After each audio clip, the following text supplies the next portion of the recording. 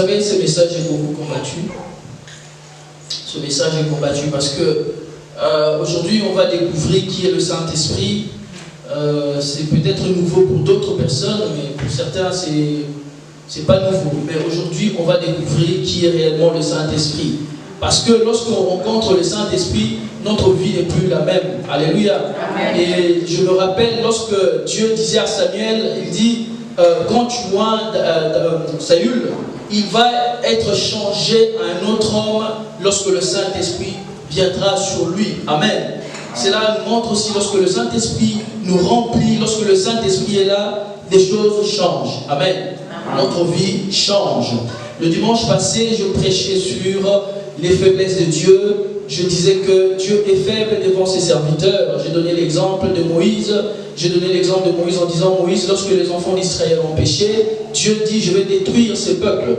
Au lieu que Moïse soit reconnaissant et dire à Dieu, bon, ok, d'accord, ça va, je reconnais qu'ils ont péché. Et puisque Dieu avait promis à Moïse, si je détruis ces peuples, je ferai de toi une grande nation, je vais me montrer à toi, je serai avec toi, je vais marcher avec toi. Mais Moïse va faire quelque chose, il va dire à Dieu, bon, si tu détruis ce peuple, alors efface mon nom de ton livre. Et Dieu, comme il est faible, il dit, ok Moïse, je ferai ça, je ne vais plus détruire ce peuple. Et Moïse va dire encore, puisque Dieu lui avait dit, moi je n'irai pas avec vous, mais j'enverrai mon ange, il marchera devant vous.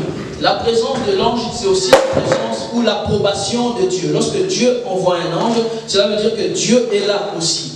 Mais Moïse, puisqu'il aimait la présence de Dieu, il dit, ok, je t'ai demandé la première des choses de ne pas détruire ce peuple. Tu as dit, ok, mais la deuxième chose, je veux que toi-même tu puisses venir avec nous. Est-ce que nous sommes là? Amen. C'est un petit résumé pour les gens qui n'étaient pas là le dimanche passé. Donc Moïse va dire ici, et Dieu qu'est-ce qu'il va dire? Il va se plier en disant, ok d'accord, moi-même je marcherai avec vous. Et troisième, je dis que Dieu est faible devant qui? C'est lui qui s'humilie devant lui. La personne qui est humble devant le Seigneur, qui reconnaît son tort, qui reconnaît sa faute, Dieu est sensible. Lorsqu'une telle personne prie, Dieu il est attentif, il écoute et qu'est-ce qu'il fait? Il répond, il agit. Même s'il avait promis, il avait juré en disant, moi, puisque tu as fait telle chose, je veux faire ça pour toi. Mais lorsque quelqu'un s'humilie devant Dieu, qu'est-ce que Dieu fait? Il pardonne. Et la troisième des choses, je disais que Dieu est humble et disons, il est faible devant la personne du Saint-Esprit. Et j'ai dit plus ou moins quelque chose du genre que le Saint-Esprit, il est avec nous tous les jours. Amen. Amen. Que tu pêches ou pas, lorsque tu reçois le Saint-Esprit, il est toujours là. Amen. Amen. Le Saint-Esprit n'est pas comme à l'époque dans l'Ancien Testament où il pouvait venir sur un homme, un prophète, un juge pour un ministère, pour une tâche précise. Et lorsque l'homme finissait cette tâche, qu'est-ce que le Saint-Esprit faisait? Il partait. Mais ici, lorsque on reçoit le Saint-Esprit, dans notre période de la grâce, le Saint-Esprit est permanent. Amen. Amen. Est-ce qu'on peut acclamer la parole du Seigneur? Amen. Amen. Soyez vraiment attentifs, puisque c'est un enseignement, mais je vais essayer d'aller plus rapidement, mais en même temps, je vais gérer le temps. On ne va pas dépasser. En tout cas, je ferai tout pour que nous puissions prier aussi. Amen. Amen. Alors, avant d'avancer dans le message, je voudrais poser quelques bases pour nous permettre de comprendre la suite du message. Amen. Amen. Lisons Genèse chapitre 1, à partir du verset 1 jusqu'à 3. Genèse chapitre 1, verset 1 à 3, s'il vous plaît. Genèse chapitre 1, du premier au troisième verset. Voilà, nous lisons au nom de Jésus. Au commencement, Dieu créa les cieux et la terre. La terre était informe et vide. Il y avait des ténèbres à la surface de l'abîme et l'Esprit de Dieu se mouvait au-dessus des eaux. Dieu dit que la lumière soit et la lumière fut. Amen. Papa, on peut s'arrêter là. Amen. Amen. Est-ce qu'on peut acclamer la parole du Seigneur? Amen. Alléluia. Mon thème d'aujourd'hui, c'est le Saint-Esprit. Voilà, mon thème. C'est simple, le Saint-Esprit. C'est le thème. La personne du Saint-Esprit. On va parler du Saint-Esprit. Et avant commenter ce que nous venons de lire, il est important de comprendre la Trinité. Amen. La Trinité, pour certains, c'est un problème. Amen. Et il y a des couacs, il y a des ambiguïtés. Lorsqu'on parle de la Trinité, les gens pensent qu'il y a 3 dieux. Amen. Or, il n'y a point 3 dieux. Et aujourd'hui, on va comprendre pourquoi. Alléluia. Mais ce qui est important dans la Trinité, nous devons comprendre ceci. Il y a 3 êtres distincts en Dieu. 3 êtres distincts en Dieu. Ce qu'on appelle la Trinité. Alléluia. Il y a un seul Dieu, mais il peut se manifester en 3 dimensions. Il y a un seul Dieu, mais il se manifeste comme Père, comme Fils, comme le Saint-Esprit. Alléluia. Et ce mot Trinité n'est pas, nous ne pouvons pas le trouver dans la parole de Dieu. Alléluia. Lorsqu'on regarde la Bible, lorsqu'on lit bien la Bible, il n'y a nulle part où c'est écrit Trinité. Amen. Ce n'est pas noté. Mais d'où vient ce mot alors? Et il faut que je vous explique. Au 2e siècle, après Jésus-Christ, lorsque le premier chrétien vont lire la Bible, ils vont comprendre ce mystère. Ils vont voir qu'il y a Dieu qui des fois il parle en disant nous. Lorsqu'il dit nous, il n'associe pas les anges. Et il y a des versets comme ça et ils vont comprendre. Et pour nommer cette nouvelle doctrine, ils vont inventer ce terme qui vient du latin trinus.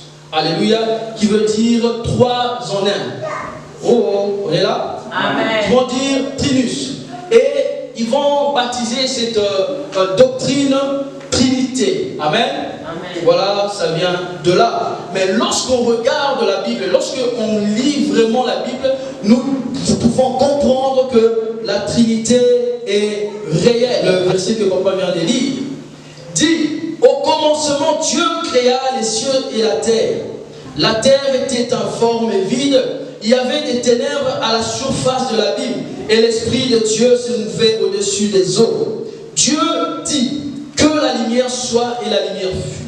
Alors ici, qu'est-ce que nous devons retenir? Puisqu'on parle de la Trinité. Il y a l'Esprit tout d'abord, qui est au commencement. Il était en train de planer sur la surface des eaux. Alléluia. Amen. Soyons là, s'il vous plaît, soyons là. Le Saint-Esprit qui était en train de planer à la surface des eaux. Le Saint-Esprit. Et la Bible dit que Dieu dit. Alléluia. Amen. Dieu dit que la lumière soit. Alors ça nous rappelle un verset dans Jean chapitre 1er. Jean 1. Chapitre 1 à partir du verset 1 à 3. Jean 1 à 3. Dieu dit. Évangile de Jean. Amen. Premier verset. Au commencement était la parole, et la parole était Dieu. Et la parole était avec Dieu. Ouais. Elle était au commencement avec Dieu. Toutes choses ont été faites par elle. Et rien de ce qui a été fait n'a été fait sans elle. Amen. On peut s'arrêter là. Amen. Amen. Et Jean dit qu'au commencement était quoi? La parole. Était la parole. Et la parole était avec qui? Dieu. Et la parole était qui? Dieu. Oh. Et la parole était qui? Dieu. Et la parole était Dieu. Donc nous avons déjà vu le Saint-Esprit qui planait. Et Dieu va parler. Il va dire quelque chose. Que la lumière soit.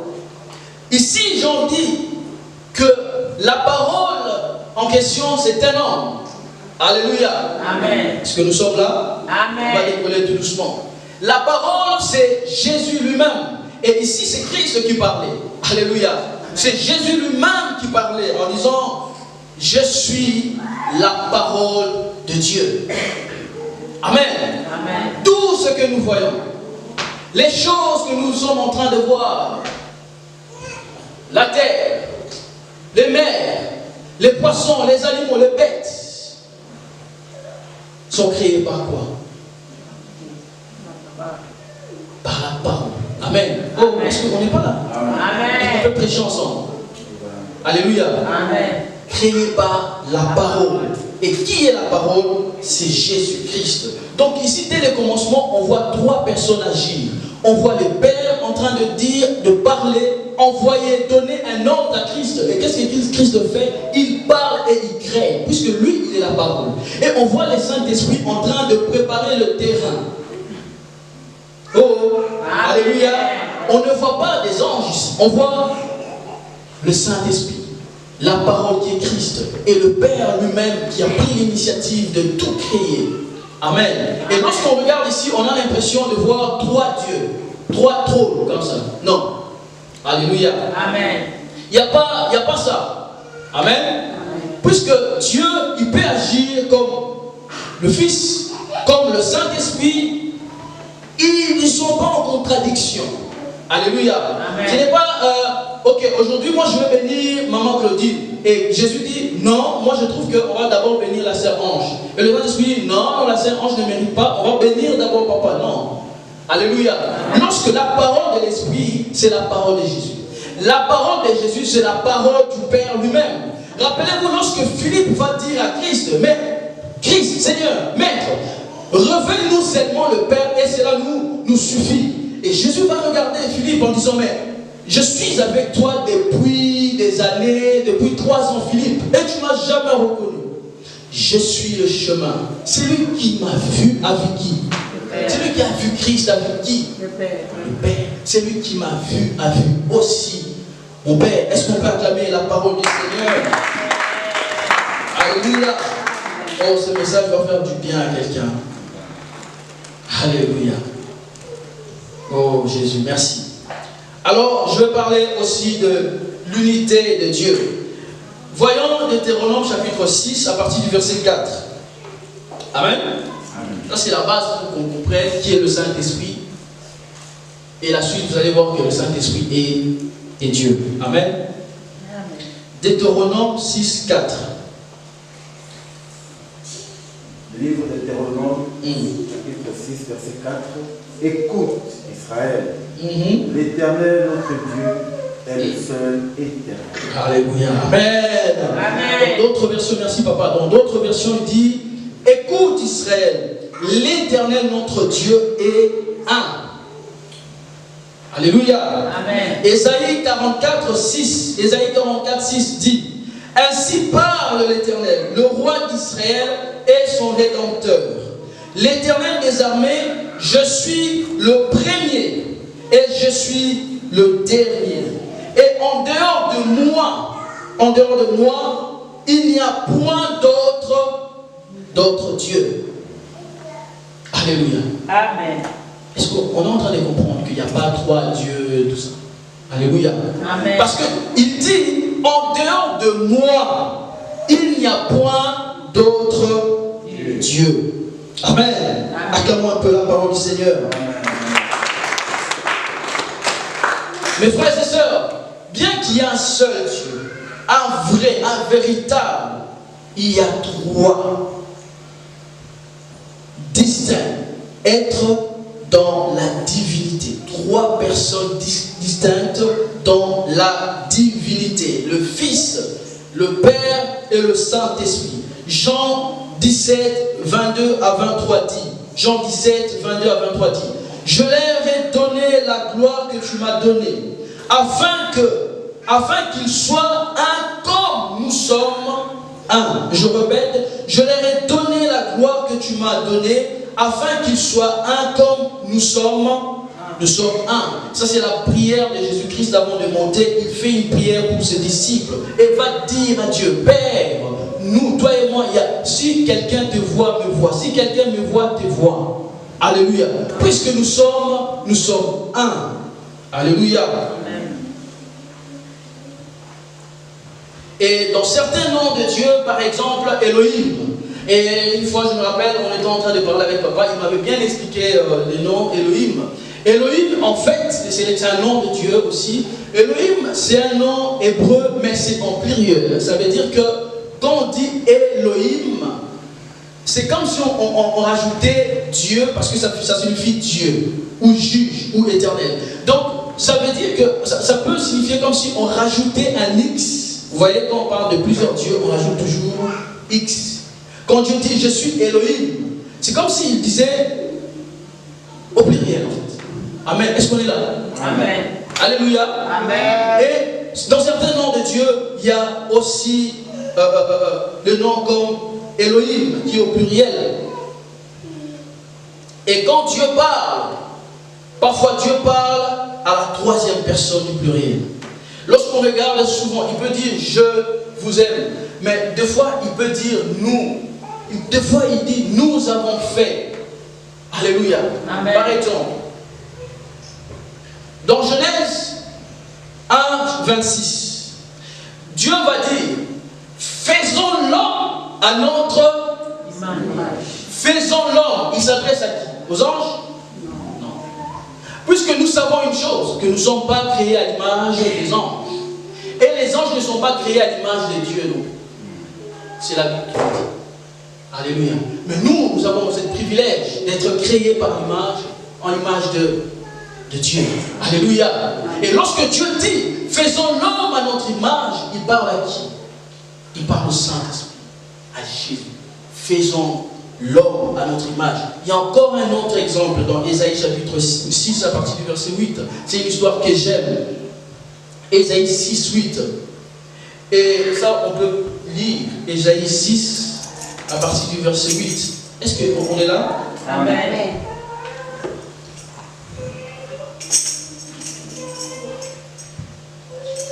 Ésaïe chapitre 6 à partir du verset 8. Ésaïe chapitre 6 à partir du verset 8. Amen. J'entendis la voix du Seigneur disant, Amen. qui enverrai-je et qui marchera pour nous? Je répondis, me voici, envoie-moi. Amen. Amen. Merci papa. Amen. Je veux répondre.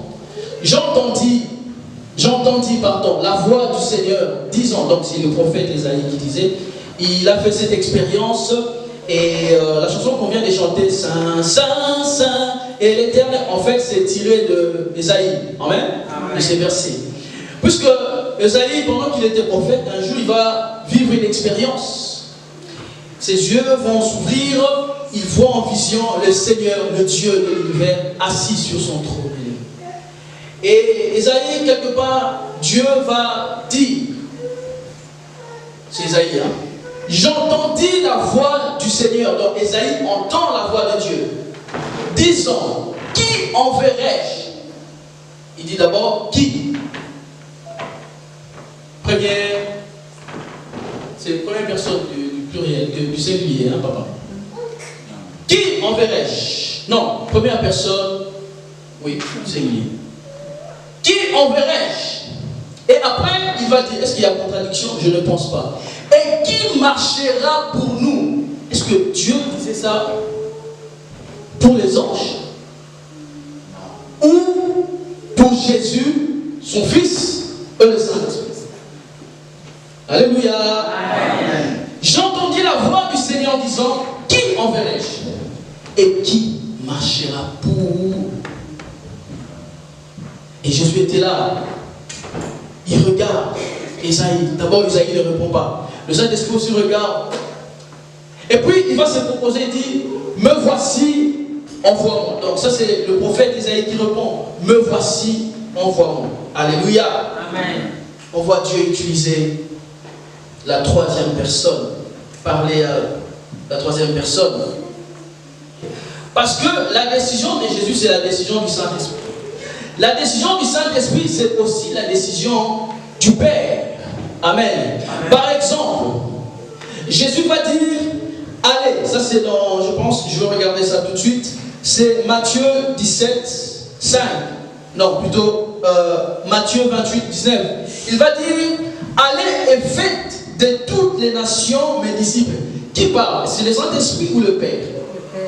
Non, c'est Jésus qui est en train de parler et envoyer ses disciples en disant, allez, faites de toutes les nations mes disciples. Amen. Amen. Voici, ça c'est, il y en a plein. Et voici quand est-ce que le Père peut parler aussi. Matthieu 17, 5. Matthieu chapitre 17, à partir du verset 5. Le Père dit, celui-ci est mon Fils, en qui je mis toute mon affection. Écoutez-le. Oh, Allô? Amen. Est-ce qu'on comprend ces messages? Alléluia. Est-ce qu'on comprend ça? Amen. Et parce que je sais, à un moment, le Saint-Esprit va descendre ici, il va agir.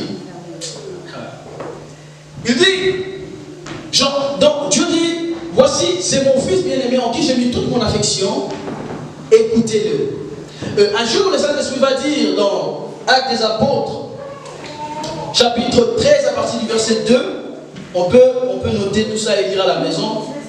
Actes des Apôtres, chapitre 13, verset 2. Qu'est-ce que le Saint-Esprit va dire? Mettez-moi Paul et Barnabas à part. Alléluia. Amen. On va lire ça dans Actes des Apôtres, chapitre 13, à partir du verset 2. Il est dit, pendant qu'ils servaient le Seigneur dans leur ministère et qu'ils jeûnaient, le Saint-Esprit dit, Alléluia. Amen. Le Saint, est-ce qu'il est écrit, Jésus-Christ le dit?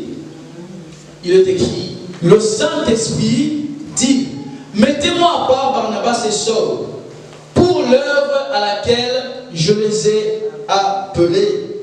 Ça, c'est le Saint-Esprit qui parle. Donc, je donnais 3 exemples. Le Père qui parle, Jésus qui peut parler et donner un ordre, et le Saint-Esprit aussi donner un ordre. Amen. Amen. Et dans le baptême de Jésus-Christ, dans Matthieu 3, 16, à partir du verset 16 jusqu'à 17, on va remarquer quelque chose. Matthieu, chapitre 3, 16 à 17. On va remarquer quelque chose. Les 3 êtres individuellement sont actifs. Donc, on voit en même temps le Saint-Esprit, le Père et le Fils. Jésus se faisait baptiser par Jean. Je veux dire, dès que Jésus eut été baptisé, il sortit de l'eau. Donc, Jésus-Christ, personnellement, il se faisait baptiser. Et voici les cieux s'ouvrir. Il vit l'Esprit. Donc, Christ vit l'Esprit de Dieu descendre comme une colombe et venir sur lui. Ma soeur, est-ce qu'on peut avancer encore 17, s'il vous plaît? Et voici une voix fit entendre des cieux ces paroles. Celui-ci est mon fils bien-aimé en qui j'ai mis toute mon affection. Le Père qui parle et le Saint-Esprit était là. Pendant que le Père parle, le Saint-Esprit est là. Parce que dans le verset précédent, on dit que Jésus vit le Saint-Esprit descendre sur lui comme une colombe. Alléluia. Amen. Et Dieu le Père parle. Qu'est-ce qu'il va dire si on avance encore? 18. Il n'y a pas 18? Non. C'est pas grave. Et il va dire, je l'ai choisi. C'est mon fils, mon bien-aimé, mon fils. Je l'ai choisi. Donc, on peut voir à la fois Christ, le Saint-Esprit et le Père qui fait quoi? Qui parle. Est-ce qu'on peut acclamer cette parole? Alléluia. La Bible n'est pas un livre de contradictions. Alléluia. Amen. Tout se trouve dans la parole de Dieu. Si on ne comprend pas quelque chose, tout s'explique dans la parole de Dieu. Tout s'explique dans la Bible. Il n'y a pas de contradiction, mes frères et sœurs. Le fils qui était là en train de se faire baptiser, l'Esprit descendre et le Père dit, c'est mon fils, mon bien-aimé. Alléluia. Amen. Voici, je finis mon introduction. J'espère que nous avons compris c'est quoi la Trinité, c'est quoi le rôle de chacun. Amen. Amen. Est-ce qu'on a compris? Amen. Quelqu'un a compris? Petit gloire au Seigneur. Gloire au Seigneur. Gloire au Seigneur Jésus-Christ. Je vais parler de la personnalité du Saint-Esprit ou la personne du Saint-Esprit. Contrairement aux enseignements que nous avons reçus, et je me rappelle à l'église catholique, excusez-moi, et des fois on pouvait nous expliquer que le Saint-Esprit était une colombe, et des fois comme il était de l'eau ou je ne sais pas, du vin. Mais en fait, on a grandi avec ça. Mes frères et sœurs, un jour, j'étais dans ma chambre, je dis, je regrette. Pourquoi je n'ai pas reçu cette connaissance avant? Si seulement je savais que le Saint-Esprit était Dieu. Si seulement je savais que le Saint-Esprit n'était pas de l'eau, ni une influence, ma vie ne serait pas comme ça. Amen. Amen. Surtout ma vie spirituelle. Je vais parler de la personnalité du Saint-Esprit. Tout d'abord, ce que nous devons comprendre, mes frères et sœurs, le Saint-Esprit n'est pas de l'eau. Il n'est pas de feu, ni l'huile. Amen. Amen. Ce sont là les symboles pour exprimer sa personnalité. Le Saint-Esprit peut nous remplir comme de l'eau vive. Alléluia. Je donnais un jour une expérience. Un jour, j'étais en train de partir dans une réunion de prière et j'avais mis excusez-moi, une chanson qui glorifiait le Seigneur et j'adorais avec cette chanson. Mes frères et sœurs, pendant que j'étais assis dans le bus, mes yeux commençaient à couler. Donc, les larmes commençaient à couler. Et je ne savais pas ce qui s'est passé ce jour-là. Et mais je sentais en moi, quand je chantais plus, je sentais la joie, je sentais des sensations bizarres monter dans mon cœur. Je sentais comme si quelque chose commençait au niveau de mes pieds et monter. Et ça me faisait du bien. Quand je chantais comme un fou, mes yeux coulaient. Je ne savais pas m'arrêter. Je pleurais. Et comme si ça ne suffisait pas, quand je suis arrivé à l'arrêt de bus, je descends et je commençais à marcher. Je chantais, mais mes paroles sortaient en esprit. Donc je parlais en langue. Et c'était une expérience merveilleuse. Alléluia. Amen. Je vous dis aujourd'hui, le chrétien se fait enrouler. On vient à l'église, papa prêche, je prêche, quelqu'un d'autre prêche. On prend ça, on dit bon, ok, d'accord. Moi aussi, je vais à l'église. Moi aussi, je suis chrétien. Mes frères et sœurs, écoutez. Nous ne sommes pas dans la religion. La religion te dit fais et ne fais pas. La religion, il y a des principes à respecter pour rencontrer Dieu. Mais nous sommes dans une relation. Et la personne qui ouvre la porte à cette relation, c'est le Saint-Esprit. Amen. Si quelqu'un m'a compris. La personne qui ouvre la porte, pas de la religion. Parce qu'on peut être religieux. Hein. On peut aussi venir ici, taper les mains, faire comme les religieux. Non, nous ne sommes pas dans une religion. C'est pourquoi les gens se fatiguent. Les enfants de Dieu se fatiguent. La vie de prière devient monotone et répétitive. Les gens, on lit la Bible comme un livre simple. Mais lorsque le Saint-Esprit nous connecte, lorsque le Saint-Esprit nous fait grâce, il ouvre seulement cette porte, les choses deviennent faciles. Lorsqu'on lit un verset qui était difficile à comprendre, le Saint-Esprit vient, il va ouvrir tes yeux et le même verset que tu as lu hier change. Alléluia. Et un jour encore, il était 3h du matin. Je me réveille pour aller au petit coin. Le Saint-Esprit me parle. Ça, il m'a vraiment parlé. Hein. Il me dit, la Bible sans moi peut tuer. Alléluia. Et si vous allez, j'ai un compte Facebook. Ça, c'est vraiment un témoignage vrai. Allez juste taper Grâce Mutombo. Descendez dans mes commentaires, vous allez voir. Et le matin, je pense que c'est peut-être au même moment où le matin, j'ai écrit ça. J'ai écrit 19 points comme ça. Tout ce que le Saint-Esprit me disait, j'ai écrit, hein, j'ai posté. C'est sur mon Facebook. Vous pouvez aller voir. C'est en 2016-2017. Il me dit, la Bible, sans moi, devient une arme qui peut tuer. Alléluia. Amen. Lire la Bible comme un livre peut te rendre incrédule. Et d'ailleurs, ça ne fait rien. Moi, à un moment, quand je faisais des mauvais rêves, je prenais ma Bible, je me couchais avec, ça ne faisait rien. Je rêvais encore mal. Parce que la Bible, c'est un livre. Roua peut venir, il prend, il déchire, il arrache, il, je sais pas, il jette. Mais elle devient une vie lorsque on vient lire la Bible avec la révélation. Lorsqu'on ne lit plus la Bible comme un livre, un roman, le Saint-Esprit rend les Écritures tellement vivantes que ça nous donne le plaisir de continuer à lire, à passer du temps dans la lecture de Dieu. La prière avec Dieu.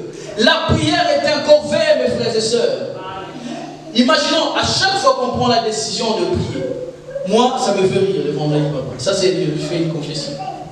C'est vrai que je travaille, je suis fatigué. Mais quand il faut que je regarde le foot, je ne m'endors pas. Mais quand on commence 22h seulement, ça m'énerve. Ça m'énerve, ça. Je dis, Seigneur, mais pourquoi on arrive à dormir dans ta présence, alors que dans des futilités, dans des choses futiles vraiment, mais on est éveillé. Ici, si c'était un sketch, On ne sert pas en train de piquer comme ça. Voilà, tout sec.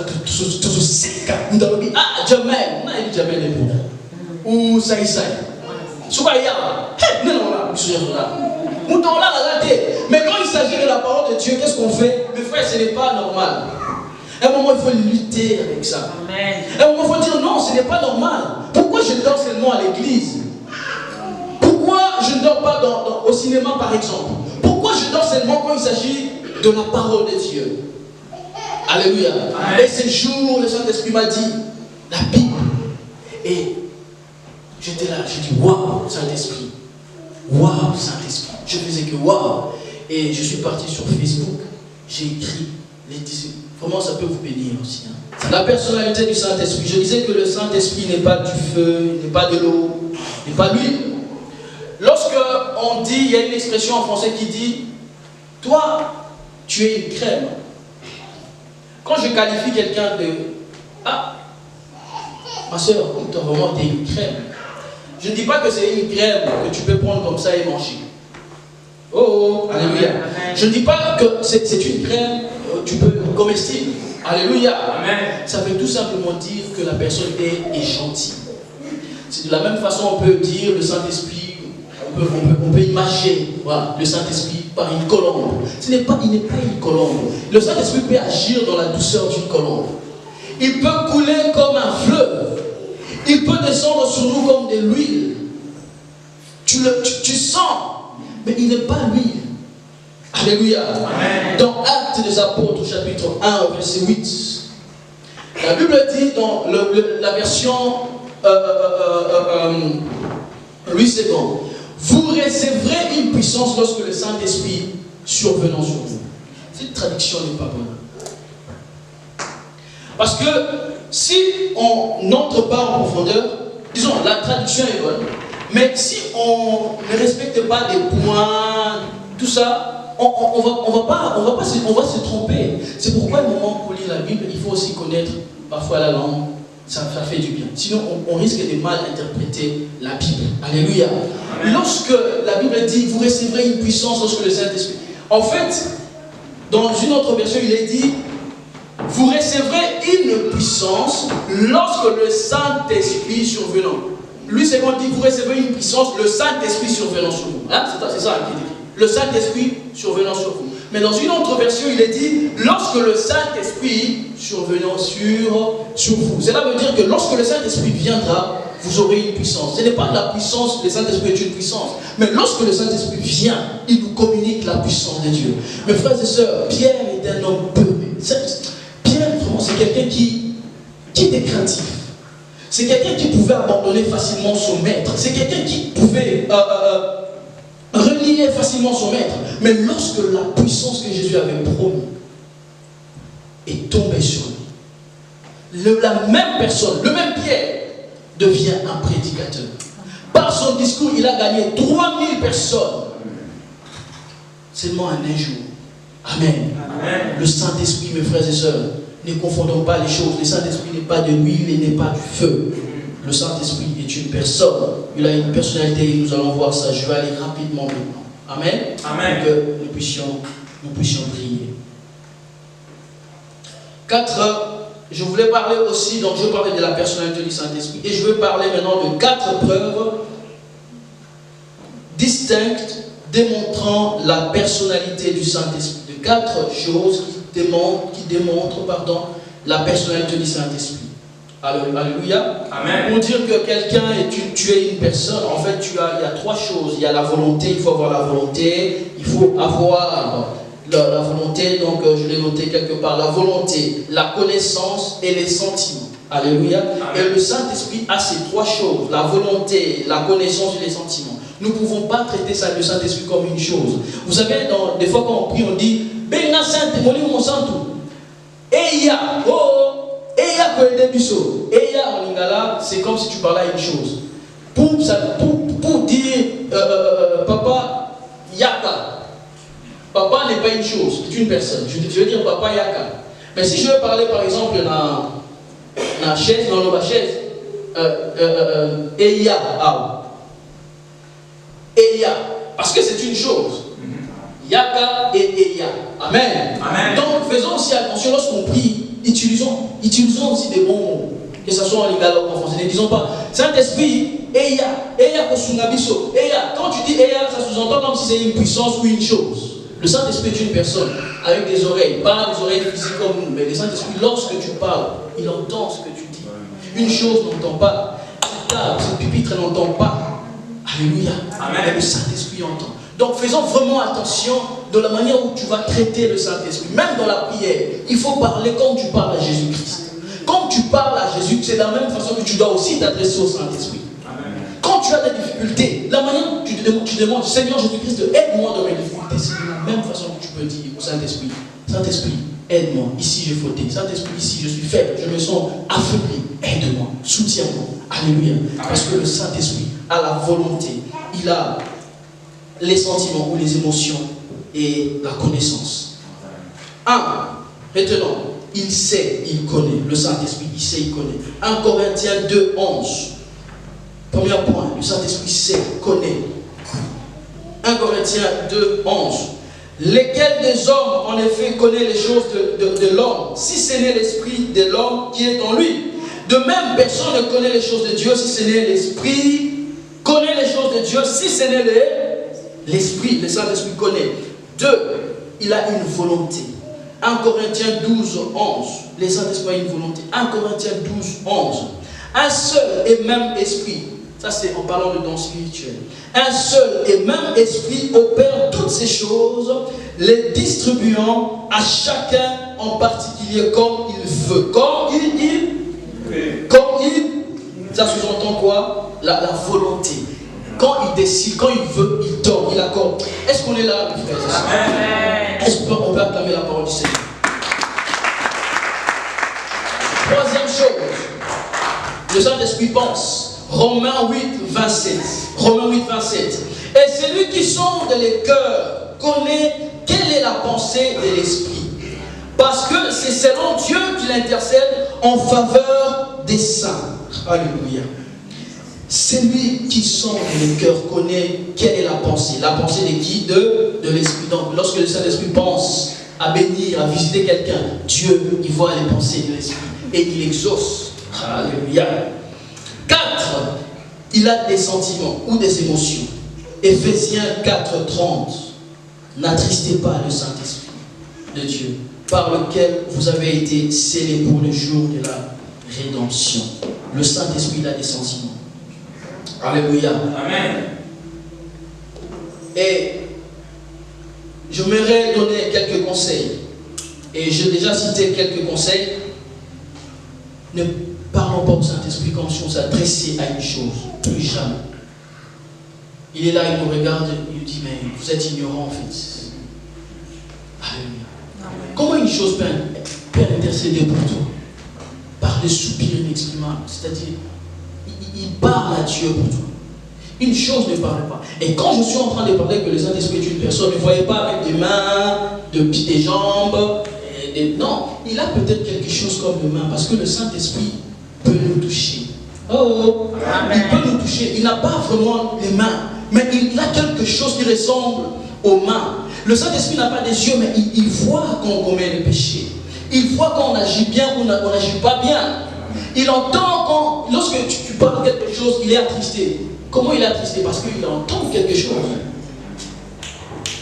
Alléluia.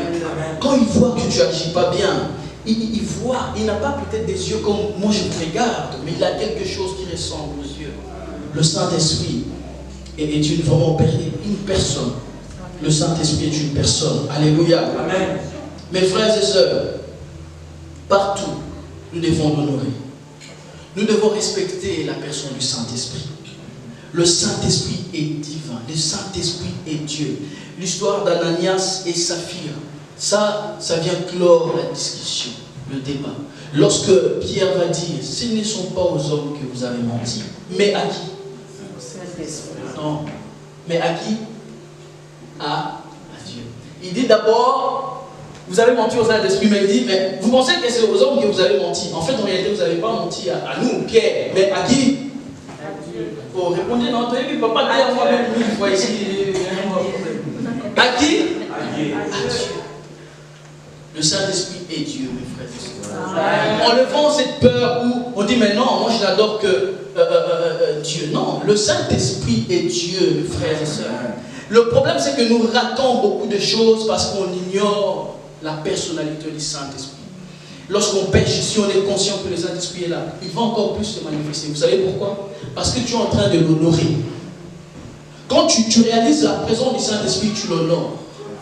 Quand tu l'adores, le Saint-Esprit, quand tu l'adores, tu dis, Saint-Esprit, je t'adore. En fait, il ne prend pas ça pour lui. Parce que le but du Saint-Esprit, c'est de glorifier d'abord Jésus.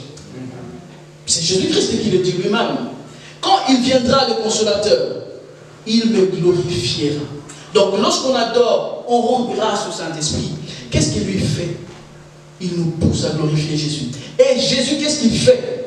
Quand Jésus est glorifié, c'est le Père qui est glorifié par le Fils. Amen.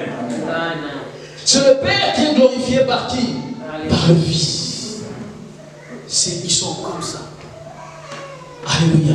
Amen. Ils sont ensemble, pas en contradiction. Et le jour où Christ devait mourir sur la croix, il regarde et dit, Père, pourquoi m'as-tu abandonné? Parce que Dieu s'est séparé de lui à cause du péché. À cause de notre péché. Alléluia. Amen. Et le Saint-Esprit, lorsque Jésus-Christ a accompli ce qu'il devait accomplir, il vient avec joie, il les ressuscite entre les morts. Le Saint-Esprit. Parce que aussi le Saint-Esprit ne pouvait pas vivre sans Jésus. Jésus ne pouvait pas vivre sans le Saint-Esprit. Amen. Il ne pouvait pas vivre. Vous savez pourquoi Jésus-Christ pleurait?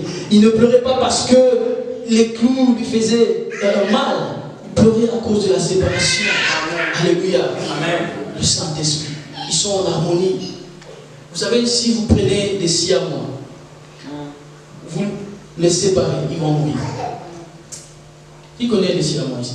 Siamois, c'est des gens, des personnes attachées comme ça. Tu peux voir, ils ont le même corps, mais peut-être deux têtes. Si vous les séparez, c'est fini pour eux. Même chose. Il n'y a pas de séparation entre Jésus, le Saint-Esprit et le Père, parce qu'ils sont en harmonie, ils sont un. Est-ce qu'on peut acclamer?